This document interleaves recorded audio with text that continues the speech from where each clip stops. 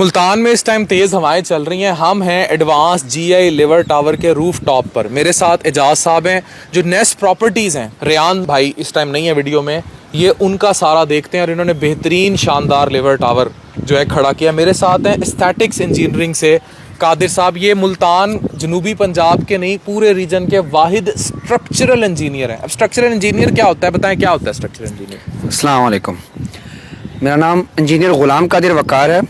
जिस तरह structure engineer की बात कर रहे हैं तो बेसिकली बिल्डिंग के अंदर दो मेन शोबे होते हैं। एक है आर्किटेक्चर कि बिल्डिंग की ब्यूटी, उसकी फंक्शनैलिटी, उसकी स्पेस प्लानिंग, उसका यूजेज, वो आर्किटेक्चरल फीचर्स डिफ़ाइन करते हैं, आर्किटेक्ट डिफ़ाइन करता है। फिर उसको प्रैक्टिकली एग्जीक्यूटेबल बनाना, उसकी स्ट्रेंथ को देखना, उसकी पायदारी को देखना, उसकी लाइफ को देखना, उसने बनना कैसे है, उन एलिमेंट्स ने वजूद में कैसे आना है, ये एक स्ट्रक्चर इंजीनियर का काम है। तो मैं वाहिद तो नहीं कहूँगा, जैसे डॉक्टर साहब ने उनकी बड़ी मोहब्बत है कि इन्होंने मुझे कहा कि इस इलाके के वाहिद, मैं मादूद चंद स्ट्रक्चर इंजीनियर्स में से एक हूँ और मुझे ये सादत मिली है कि डॉक्टर साहब के इस लिवर टावर की खिदमत का काम भी मैं ही कर रहा हूँ। ये इतने वाहिद हैं, ये हमें एंडोर्स किया नेस्ट प्रॉपर्टीज़ वालों ने, क्योंकि ये हमारे रेफरेंस से आए, नाजिश और मेरे से, फिर आज नेस्ट प्रॉपर्टीज़ के साथ भी। अब स्ट्रक्चरल क्यों ज़रूरी होता है? अब ये सिविल इंजीनियर है माज, जिन्होंने ज़ीरो से लेकर अब तक इस बिल्डिंग को देखा। देखिए, कोई भी बिल्डिंग बनती है, आप कोई भी मकान बनाते हैं, लोग क्या काम करते हैं, पैसे बचाने के लिए खुद ठेकेदार बन जाते हैं। ऐसे ही होता है ना, खुद ठेकेदार बन जाते हैं मोस्टली लोग, और वो कहते हैं चल भी इत्थों दीवार चुक दे। ठीक है, इवन हॉस्पिटल्स बने, इवन घर बने, ठेकेदार जो होता है ना, वो चाचा जो वेला बैठा होता है घर में, वो कहता है जनाब मुझे इससे, मैं सिविल इंजीनियर भी हूँ, मैं स्ट्रक्चरल इंजीनियर भी हूँ, मैं बिल्डर भी हूँ, मैं ये सब बना लूँगा। और उसके नतीजे में पाकिस्तान में इंतहाई नाकिस बिल्डिंग्स बनती हैं।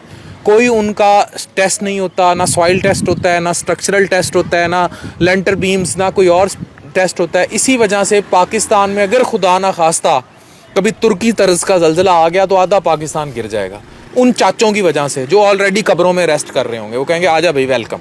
तो इसलिए ये याद रखें कि वो जो बिल्डिंगें आप उनके सर पे बनाते हैं, वो बिल्डिंगें बड़ी पुअर बनती हैं। अब इसमें 4 पैसे तो लग जाते हैं, लेकिन ये लोग इतने एक्सपेंसिव नहीं हैं, दे आर वेरी कोऑपरेटिव। 4 पैसे तो लग जाते हैं, लेकिन आपकी बिल्डिंग मजबूत बनती है। और पाकिस्तान में अगर इस तर्ज पे बने, आपको पता है जापान में ज़ल्ज़लों के लिए बहुत बड़ी फॉल्ट लाइन है जापान, उधर कई कई मंजिला इमारतें खड़ी हैं। इतनी दफ़ा हाई रेक्टर स्केल के ज़ल्ज़ले आए हैं, एक बिल्डिंग नहीं गिरी, क्योंकि वो बनती ऐसे हैं।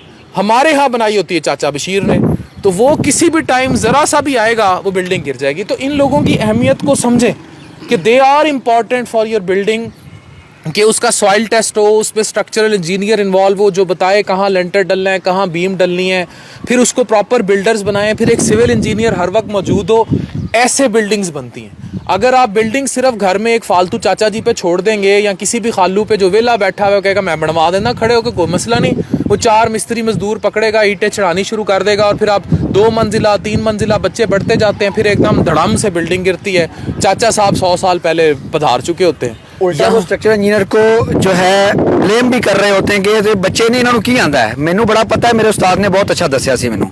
हालांकि देखें, हर बंदे का अपना एक फील्ड नॉलेज होता है। जो कॉन्ट्रैक्टर है या मैसन है, उसका नो डाउट बहुत किरदार है हमारी कंस्ट्रक्शन इंडस्ट्री में, हम उसके बगैर ज़ीरो हैं। मैं अपने हाथ से एक ईंट भी नहीं लगा सकता, लेकिन उसका किरदार मैसनरी की हद तक है, उसकी अच्छी चुनाई की हद तक है, अच्छी शटरिंग की हद तक है। स्ट्रक्चरल नौयत की चीज़ों को वो नहीं समझते। एक मिथ चल रही है कि जनाब किताबें और होती हैं और प्रैक्टिकल और होता है। इस मिथ का हकीकत से कोई ताल्लुक नहीं है। किताबें और प्रैक्टिकल, डॉक्टर साहब इस बात को एंडोर्स करेंगे कि इन्होंने ज़िंदगी में जो MBBS में पढ़ा, फिर CPS में पढ़ा, या जो भी स्पेशलाइजेशन की, अगर किताबों की कोई अहमियत ना होती तो ये डायरेक्ट ही किसी डॉक्टर के पास प्रैक्टिशनर के तौर पे भर्ती होते और आज एक बड़े डॉक्टर बने होते। वो पाकिस्तान हैं वो जो बॉर्डर जो बड़े डॉक्टर। तो स्ट्रक्चर में भी ये बहुत इंपॉर्टेंट चीज़ है कि हमें एक बैकग्राउंड नॉलेज, एक उसके पीछे कोड एग्जिस्ट करते हैं, कैलकुलेशंस एग्जिस्ट करती हैं, हमने उसको प्रैक्टिकल सूरत हाल में लेके आना होता है। तो वो चाचा बशीर जो कह रहा होता है, हमें चैलेंज कर रहा होता है, ठीक है, उसकी अपनी सोच और दानिश के हिसाब से वो कुछ ही हद तक ठीक कह रहा होगा, लेकिन एक्चुअली ऐसा नहीं है। आजकल दौर बदल गया, तकाजे बदल गए हैं। चाचा बशीर ने जब काम सीखा था तब single storey double storey buildings थी, अब मल्टी स्टोरी का दौर आ गया है।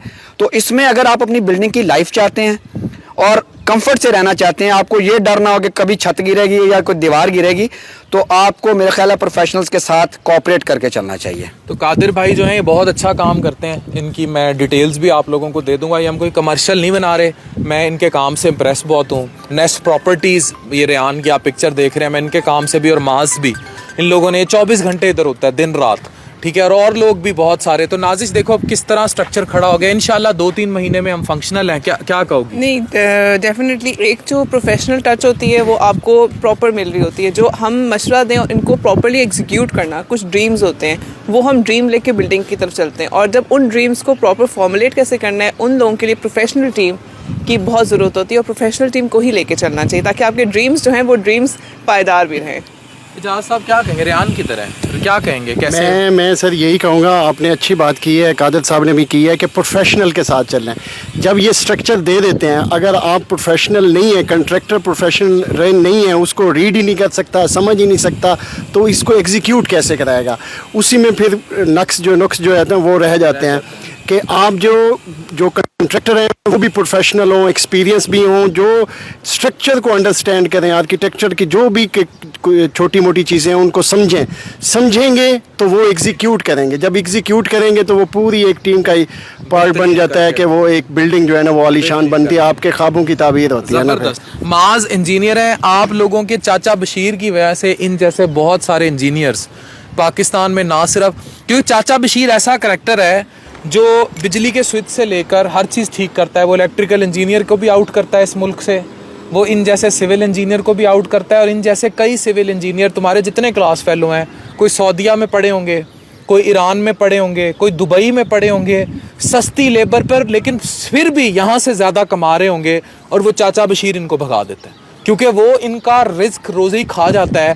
एज आ रिज़ल्ट पुअर क्वालिटी बिल्डिंग्स बनती हैं पाकिस्तान में, पुअर क्वालिटी इंफ्रास्ट्रक्चर्स बनते हैं, और ये बेचारे जो इतना अरसा पढ़ते लिखते रहते हैं, ये उन क्वैकरी, ये बिल्डिंग की क्वैकरी है, बिल्डिंग की नीम हिकमत है, और वो बर्बाद हो जाता है। ऐसे ही है। कितने दोस्त बाहर हैं? मेरे कुछ दोस्त हैं, तो बाकी सिटीज़ में भी हैं। तो जिस तरह आप कह रहे हैं कि प्रोफेशनल्स को हमेशा वो हायर करना चाहिए, और इस तरह की लोकल किसी भी बंदे पर एतबार ना करें, और मैं आपकी सबकी बात को इंडोर्स करूंगा कि हमेशा प्रोफेशनलिज्म को ही सपोर्ट करें, उनसे फ़ायदा उठाएं। याद रखें, पाकिस्तान में अगर खुदा न खास्ता तुर्की तर्ज का ज़ल्ज़ला आया तो 50% पाकिस्तान गिरेगा। उसकी रीज़न नॉन प्रोफेशनलिज्म है। अब पाकिस्तान में नई हाउसिंग सोसाइटीज़ जो थी, इतने लेवल पे पाकिस्तान में अगर कोई इंडस्ट्री सर्वाइव कर गई है ना, वो हाउसिंग सोसाइटीज़ ही हैं।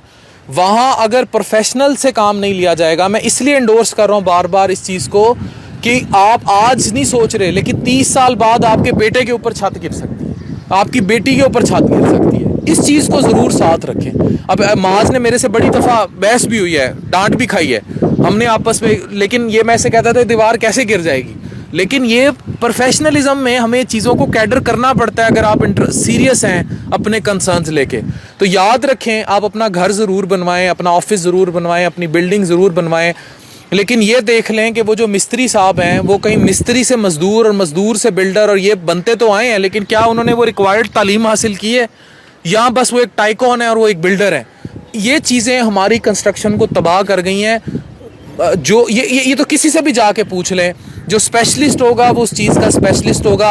हम पागल नहीं हैं जो लाखों रुपया खर्च के चीज़ें करके हमने प्रोफेशनल्स को इंगेज किया अपने काम में, and they are not expensive. लोग कहते हैं इनको इंगेज किया तो पता नहीं कितना, अभी तो आप शायद 1-2 लाख बचा जाएंगे, लेकिन वो फ्यूचर में आपका करोड़ों रुपए का नुकसान हो जाएगा अगर एक गलत चीज़ उठ गई। ऐसे ही है कादिर साहब? बिल्कुल ऐसे ही है, ये बल्कि वैल्यू एडिशन है।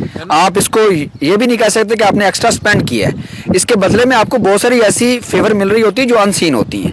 एक आम बिल्डर जब आपके आरसीसी रीइंफोर्समेंट प्लान कर रहा होता है, जो मौके पर लड़ रहा है, तो आपको तो पता ही नहीं कैलकुलेशन क्या थी, क्या रीइंफोर्समेंट होनी चाहिए थी, वो जनाब काटी जाएगा और डाली जाएगा, जनाब यहाँ पे नंबर 4 का स्टील होना चाहिए, नंबर 3 का होना चाहिए, अपने एक्सपीरियंस पे डालेगा, और इतना सेफर डाल देगा कि बिल्डिंग को तो कुछ क्षत ना हो, लेकिन आपकी इकोनॉमी कई टन के अगेंस्ट ज़्यादा चली जाएगी।